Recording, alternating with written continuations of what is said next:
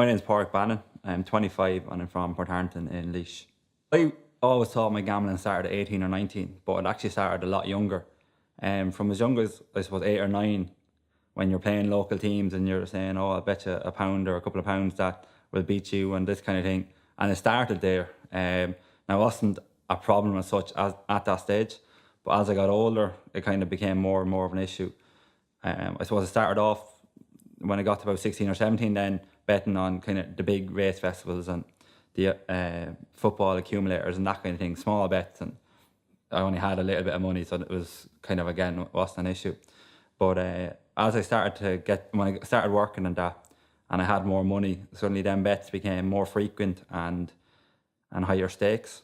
I still remember when I set up my first online account, I was in one of the lads. It was during Euro 2012 and it was free bets and all that kind of thing. And I was like, sure, it's not even my money, it doesn't count. And then suddenly the free bets, I think I won on most. Then that money all disappeared. Then I started, so I won before I can win again. Could have spent all day in the bookies. I could have spent all day on my phone. That's how easy it was. You could be sitting in a room of 10 or 15 people and none of them would know that I was gambling, because you'd just be thinking, oh, he's on Facebook or Instagram or whatever, but you could be losing or winning an awful lot of money. Looking back on it, it had an absolutely ridiculous effect on nearly all aspects of my life. From a social aspect, just no money to ever do anything. Borrowing money off people. But like the lads would be going out on a Saturday night and up until 8, 9 o'clock, I'd be all set to go. Then suddenly all my money would be gone and I'd have some sort of excuse not to go. Same with holidays. I could never really book a holiday because I never knew if I was going to have the money to go or not. That kind of thing. And like that was a kind of a constant theme.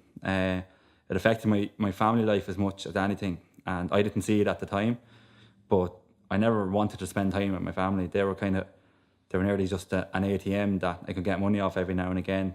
And I suppose that's one of the hardest things, that I'm lucky that my family are still there, so I can kind of mend them bridges.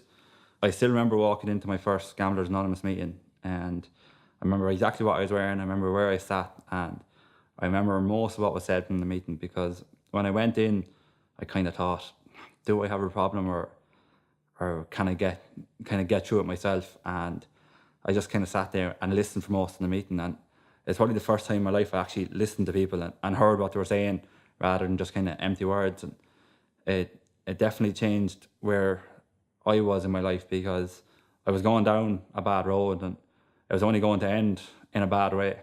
So I was lucky that it didn't end in a worse way than it did. Some people have a lot of money and like to gamble a lot of money, but it's not an issue. They can start and stop whenever they want. I suppose if it starts to take over your life, for me, I'd often would have gambled instead of buying lunch, or gambled instead of buying petrol for the car, and everything seemed to revolve around gambling. That was probably, could have been an indicator, or should have been an indicator. But I suppose when you're in the midst of it, it's hard to see. And as I say, you're always the last person to see it yourself.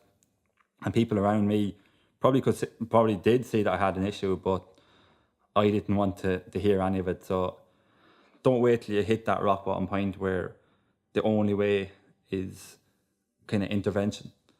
If you feel you have any sort of issue, whether it be with gambling, drink or drugs or anything else, ask for help, because I didn't realise the support network I had around me until I kind of had to turn to it.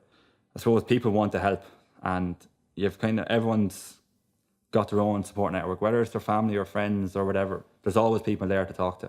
And if there's not, there are services. So I think reach out to them services before they're kind of forced upon you, because there are people there that want to talk.